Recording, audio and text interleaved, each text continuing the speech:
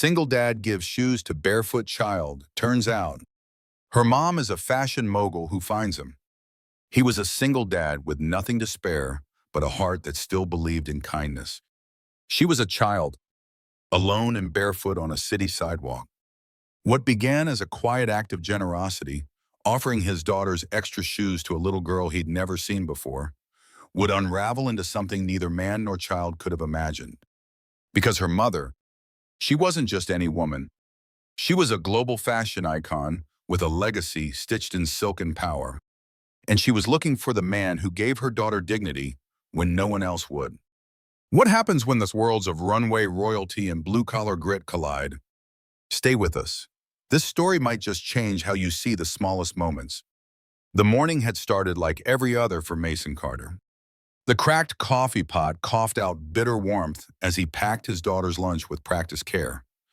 2 peanut butter sandwiches, an apple, and the last juice box with a bent straw. Lila, all of 7 years old, tugged on her jacket and waited quietly by the door, her little purple backpack bouncing against her knees. They didn't talk much in the mornings, not out of coldness, but habit. Mason had learned long ago that words could run out when life demanded too much. The bus stop was 3 blocks away, just past the gas station and the pawn shop. They walked there every day, Lila's tiny boots matching his tired stride. That's when he saw her. A girl, maybe 6, standing alone near the metal bench, barefoot despite the crisp November wind. Her coat hung off her frame like it had been borrowed from someone 3 sizes bigger, and her arms hugged her sides like she knew better than to ask for warmth. Mason didn't think. He didn't weigh the why or how. He just knelt, opened Lila's backpack, and pulled out her spare shoes, worn, but clean. "You look like you could use these," he said softly. The girl's eyes, wide and unsure, flickered toward him. She didn't speak, but she took them. And Mason, already late for his shift, just gave a tired smile and walked away. He didn't know then, none of us would, that someone was watching. Mason never mentioned the girl again. Not to Lila. Not to anyone. In his world, kindness was currency you gave without keeping a ledger. He wasn't expecting thanks. He wasn't looking for a story. He was just a father trying to do right by the world, in whatever small ways he could. That day, he clocked into his shift at Miller's Auto, covered in grease by noon, buried in carburetors by 3. The only thing that lingered in his mind was how small her feet had looked in Lila's scuffed sneakers, and whether they fit well enough to keep her warm. That night, over mac and cheese and reruns on the couch, Mason didn't say a word about it. Lila didn't ask. She never did when her dad wore that look on his face, quiet, far off, the way he did when rent was due or when the heater coughed more dust than heat. What Mason couldn't have known was that across town, in a penthouse suite overlooking the skyline, a very different world had started to stir. Natalia Vale didn't wear grief the way most people did. She wore it in heels, behind tinted glass, and under the sharp cut of tailored silk. Her brand, Veil and Thread, was synonymous with power, worn by icons, adored by critics, whispered about in boardrooms with equal parts reverence and fear. But Natalia wasn't at the board meeting that day. She was pacing her apartment, phone clenched in one hand, her daughter's tiny voice replaying over and over in her mind. "Mommy, the man gave me shoes." The words had been simple, soft, but they landed like thunder. Natalia dropped to her knees when she saw them, child-sized sneakers, worn at the toes, the laces tied in a neat double knot, and a note folded and tucked inside one of them. Written in careful print, "These belong to my daughter. Hope they help." No name, no number, just kindness, left like a gift at the altar of anonymity. But Natalia Vale wasn't used to not knowing things, and she wasn't going to let this go. By the end of the week, her assistant had narrowed it down to one name: Mason Carter. Mechanic, widow, father, lived in a 2-bedroom apartment in the East End. He had no social media footprint, no business presence, Nothing to suggest he even knew who Natalia Vale was. But the shoes matched. The handwriting was identical to a receipt he'd once scribbled for a customer who happened to work in her legal department. And just like that, the search was over. But the real question still burned. Why? Why would a man with so little offer so much without hesitation? Natalia decided she didn't want to send a letter or make a call. She wanted to see him, face to face. She needed to understand the kind of man who gave without knowing who he was giving to. And maybe, in some unspoken way, to thank him for reminding her daughter and herself that good still existed in the quiet corners of the world. So, on a Monday morning dressed not in couture but in jeans and a hoodie, Natalia stepped out of a black town car and into a world she hadn't touched in years. Miller's auto smelled like burnt oil and coffee that had sat too long on a hot plate. Mason was under a lifted truck, swearing softly at a strip bolt when she walked in.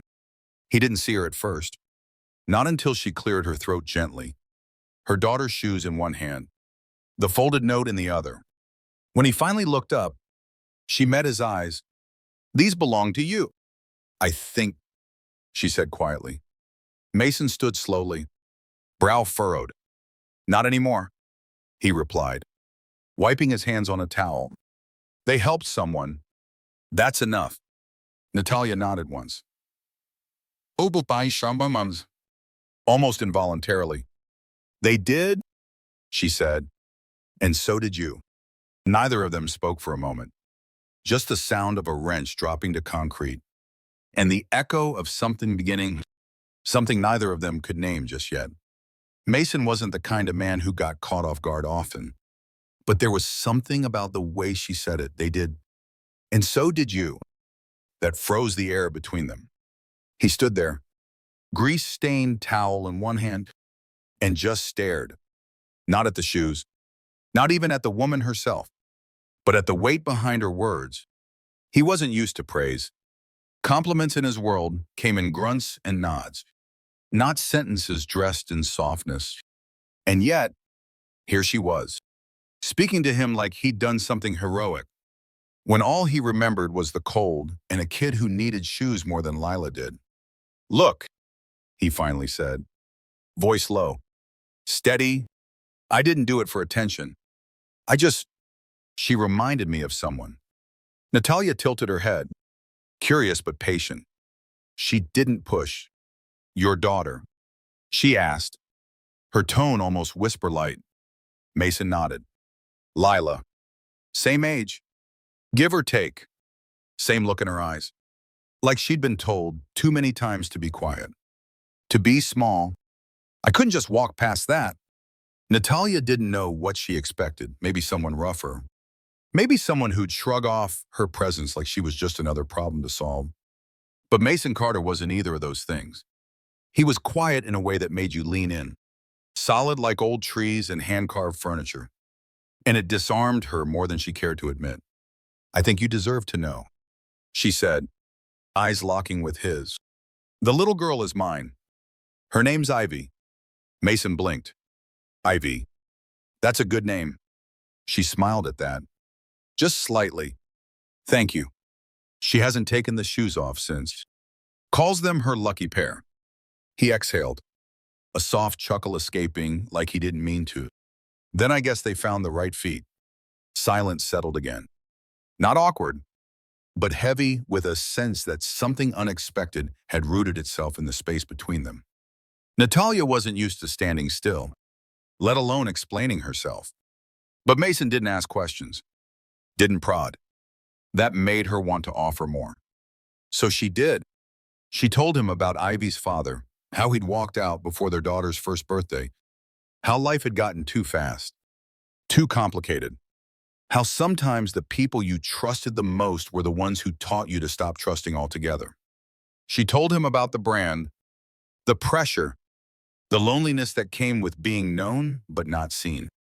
And Mason, he just listened. That's what surprised her most. He didn't try to fix it. He didn't say, "That's tough or you'll be okay."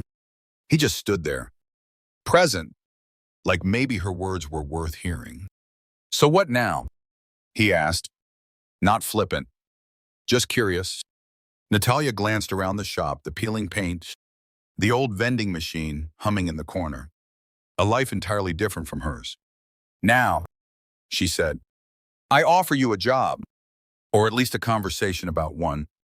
That was the moment Mason paused. Truly paused, as if the air had shifted. Doing what? He asked. Fixing more shoes. She smiled again. Broader this time. Not quite. Fixing something a little bigger. We're launching a new line, ethical, sustainable, built on real stories. I want real people behind it. The kind who act before they know who's watching. People like you. Mason raised an eyebrow. Skeptical. I don't know anything about fashion. You don't need to, she said. You know about decency. We'll teach you the rest. He didn't answer right away. But for the first time in a long time, something in his chest stirred. Not pressure, not fear, something else. Possibility. And though he wouldn't say yes yet, Natalia could tell. He was already halfway there. Mason didn't sleep that night. After Natalia left, he stood in the middle of his living room long after Lila had gone to bed, staring at the spot on the kitchen table where she'd set down her business card. It wasn't just the thick weight of the paper or the embossed gold lettering that felt surreal.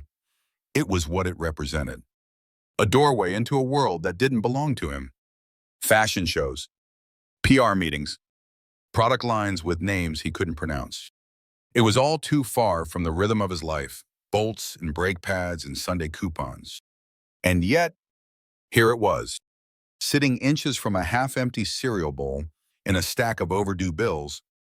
He could hear her voice in his head, clear as the moment she said it. We'll teach you the rest.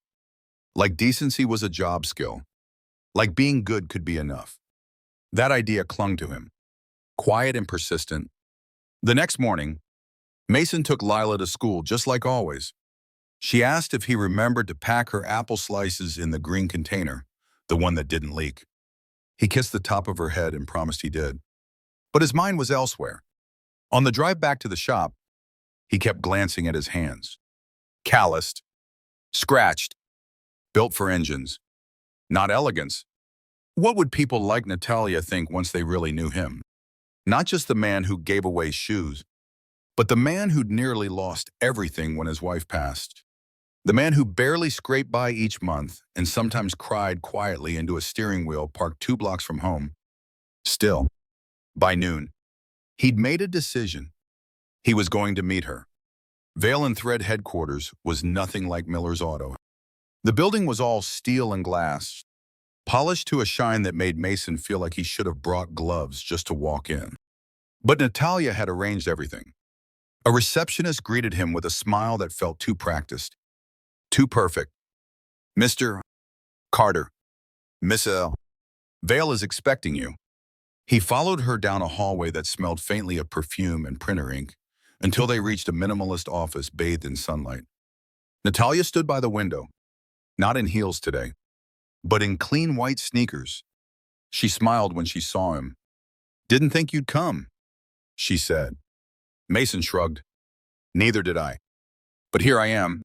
She motioned for him to sit, and for the next hour, they talked, not about resumes or qualifications. Natalia wasn't interested in that. She wanted his perspective, how he saw people. What made him stop that day at the bus stop? What dignity meant to someone who had to earn it every day? Mason didn't have polished answers, but he had truth, and that seemed to be enough. By the time he left, he wasn't exactly sure what he'd agreed to. Consulting, she called it. Helping shape the messaging around the new campaign, Souls with Soul, she'd said, smiling at the name. They'd start with a small line of shoes inspired by real people, each pair connected to a story of compassion. Mason's story would be the first. It felt too big, too strange, but also right. Over the next few weeks, Mason split time between the garage and Natalia's office. He was awkward at first, unsure of where to stand or how to speak in rooms filled with designers and marketers who used words like aesthetic, sensibility, and narrative alignment. But slowly, something changed. People began to listen when he spoke, not because he was loud, but because what he said made sense. Because he spoke like someone who lived the stories they were trying to tell. And then there was Ivy. She and Lila became inseparable. Sleepovers filled with popcorn and mismatched pajamas. Mason would watch them giggle from the hallway. Two little girls who'd once been strangers bound now by something far deeper than circumstance. Natalia watched, too, watched as her daughter found joy. As her world began to feel less like a fortress and more like a home. And in those quiet moments, after the girls were asleep and the house had gone still, she and Mason would talk about loss, about love, about second chances that came dressed like strangers.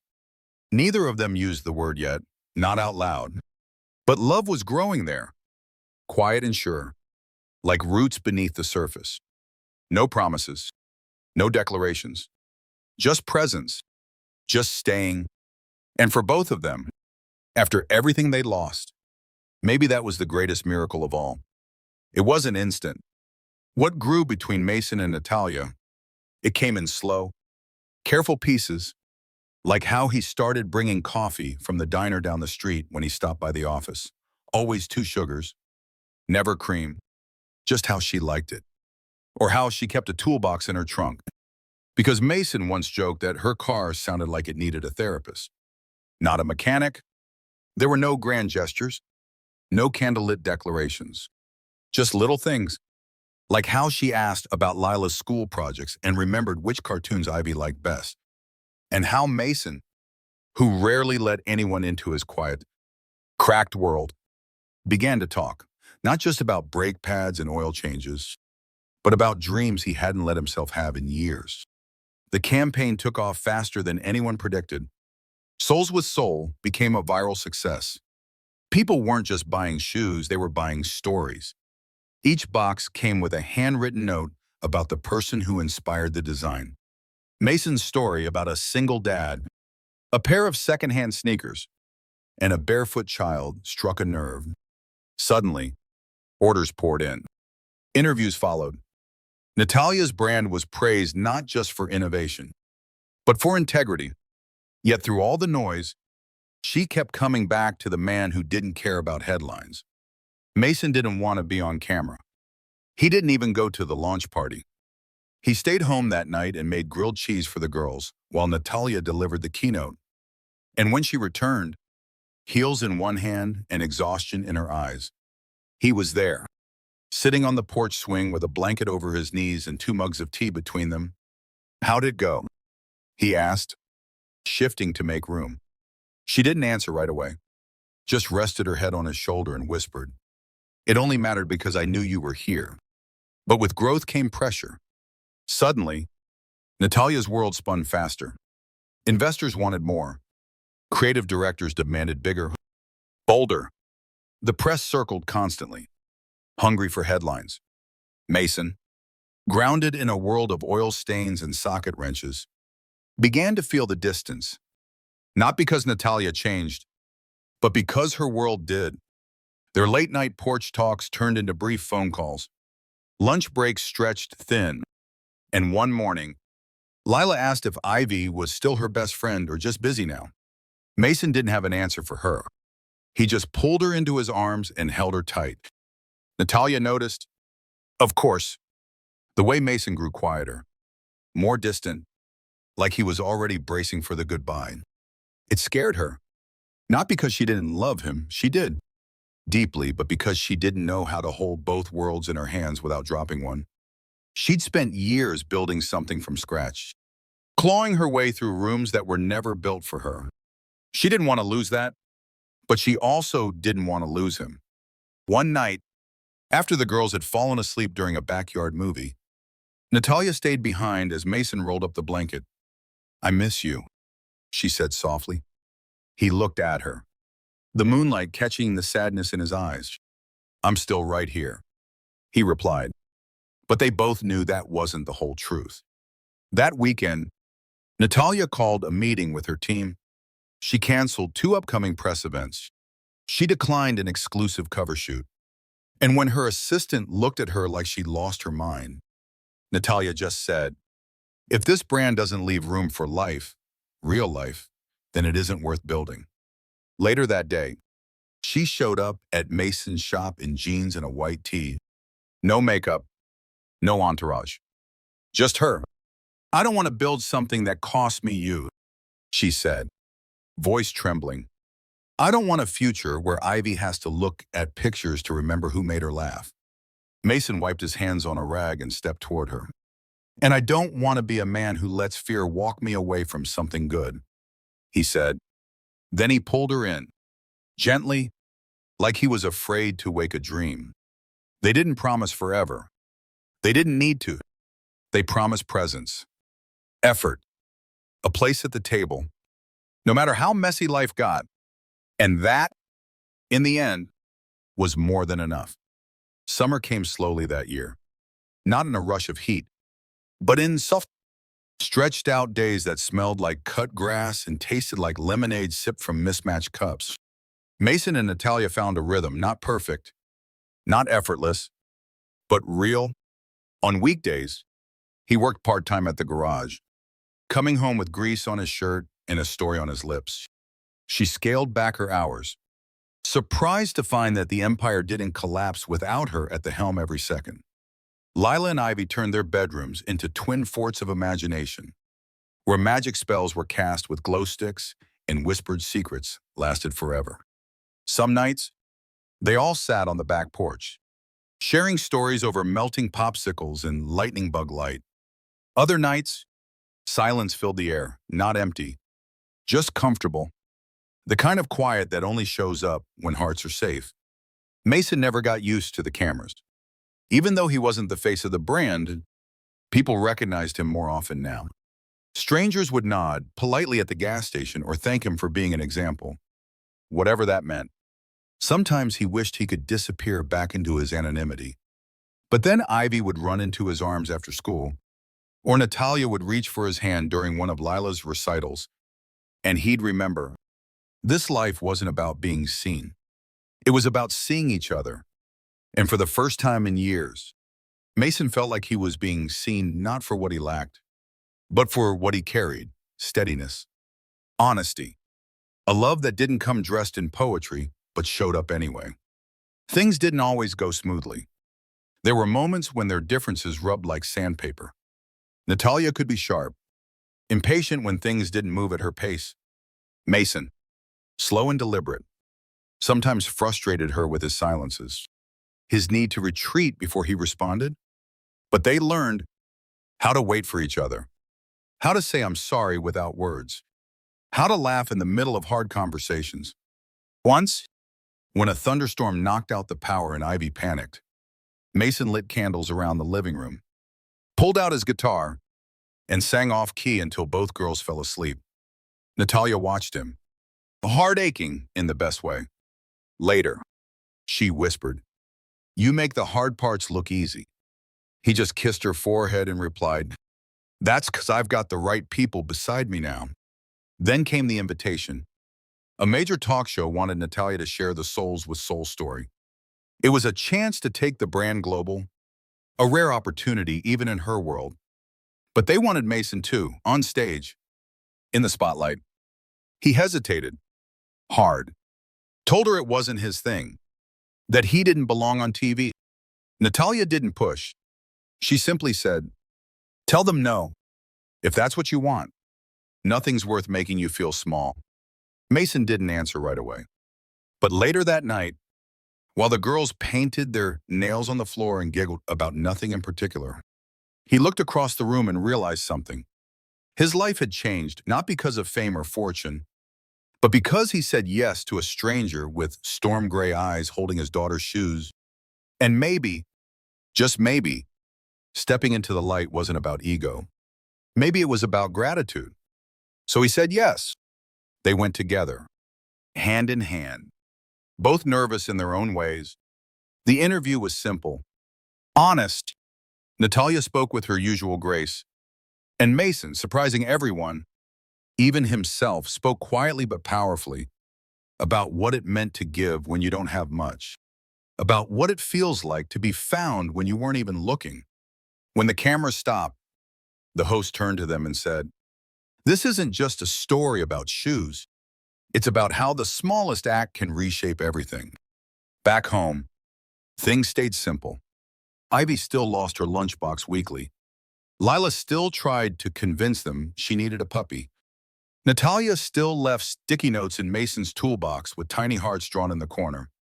And Mason still woke up every morning feeling like the luckiest man alive, not because the world knew his name now, but because love had walked into his life wearing hand-me-down shoes and carrying a story that only made sense when told side by side. Fall swept in like a quiet apology for the heat of summer, cool morning, gold-tipped leaves, and the smell of cinnamon drifting from kitchen windows. Life in the Cartervale home had settled into something steady, something that felt like the very definition of home. Mornings were a blur of mismatched socks and lost homework folders, evenings filled with slow dinners and faster stories. Ivy had started calling Mason Dad in a casual, offhand way that made his heart stop every time. Lila followed suit, dropping the word mom into sentences directed at Natalia like she'd always been there. Neither parent corrected it. Neither needed to. Sometimes families aren't born, they're built, moment by moment, like patchwork quilts stitched from second chances. One Saturday, while the girls played in the leaves, Natalia leaned against the porch rail with a cup of coffee warming her hands. She watched Mason rake with one hand and toss leaf piles at Ivy with the other, laughing in a way she'd never heard from him before. It wasn't loud or showy. It was content, deeply rooted. She realized in that quiet moment that she'd spent so much of her life climbing, chasing, conquering. But this was what peace looked like. Not silence, not stillness, just knowing you were exactly where you were meant to be, with people who made the air easier to breathe. But even in peace, life tests you. One evening, Ivy came home from school quieter than usual. When Natalia asked what was wrong, Ivy hesitated, then whispered, "Someone said I'm not really your daughter, that my real dad left." Natalia's breath caught. She looked over at Mason, who had heard every word from the doorway. He knelt in front of Ivy, resting a hand on her small shoulder. "Sweetheart," he said, voice steady, "real isn't about who shares your blood. It's about who stays, who shows up, who loves you when it's easy and when it's not." Ivy didn't cry. She just nodded slowly and leaned into his chest. And that was all the answer she needed. Later that night, after the girls had gone to bed, Natalia turned to Mason. "Do you ever wonder how different things would have been if we hadn't crossed paths that day?" He thought for a moment, then said, "I try not to, because I can't imagine a version of my life that doesn't end up here. With you, with them." She reached for his hand across the kitchen table, and in the stillness between them, they understood something profound. That love wasn't always loud or obvious. Sometimes it was a pair of shoes, a shared meal, a promise kept in the quiet.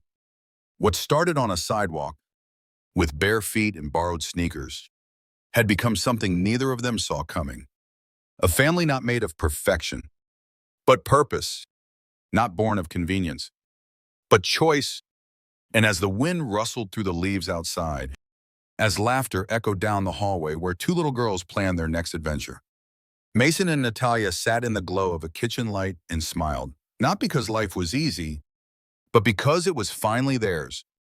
The first snow arrived on a Tuesday morning, soft and silent, blanketing the world in quiet white. Ivy and Lila pressed their faces to the frosted window, squealing with delight before racing off to bundle into coats and mismatched mittens. Mason pulled a knit beanie over his head while Natalia searched for the scarf Ivy had borrowed last week and forgotten under the couch. It was chaos, the kind that used to exhaust Mason. Now, it filled him up. He grabbed his thermos in her gloved hand, and together they watched the girls run circles in the yard, catching snowflakes on their tongues and collapsing into laughter that left steam in the cold air. "I never pictured this," Natalia said, eyes wide with wonder. Not the brand, not the campaigns. Just this? Mason smiled. Me neither. But I'm glad we didn't have to. That evening, the four of them sat cross-legged on the living room floor, piecing together a jigsaw puzzle they'd been working on since Thanksgiving. The final piece was in Ivy's hand, her eyes wide with anticipation. Can I finish it? She asked. It's all yours. Kiddo, Mason replied. She placed it carefully, sealing the picture. A farmhouse in winter. Lights glowing from every window? Looks like our place, Leela whispered, and Natalia felt a warmth bloom in her chest. She met Mason's gaze across the puzzle, and in that small, perfect second, she knew this was the miracle she never planned for. A life made from lost things found. A family born not out of timing, but out of choosing every single day. Outside, snow kept falling. Inside, love stayed lit. And for once, no one was running. No one was searching. They were already home. Sometimes, life changes not through grand gestures, but through a quiet moment, a worn pair of shoes, a stranger's kindness, a child's trust. This story isn't just about a single dad or a fashion mogul. It's about what happens when we lead with our hearts, when we choose to see the need instead of the name, the person instead of the problem. It's about how love can grow in the spaces where we least expect it, between oil-stained hands and designer heels, between sidewalk miracles and kitchen table promises. Maybe you've been in Mason's shoes, giving what little you have without expecting anything back. Or maybe you've been like Natalia, holding everything together but still searching for something real. Wherever you are, let this remind you, kindness echoes. It travels farther than you think. And sometimes, it finds its way home in the most beautiful, unexpected ways. If this story moved you, if it reminded you that good still lives quietly in this world, we'd love for you to be part of this journey. Hit that follow button. Share this with someone who needs a little light today. And join us for more true stories that prove one small act of love can change everything. Because here, every story starts with heart, and we're just getting started.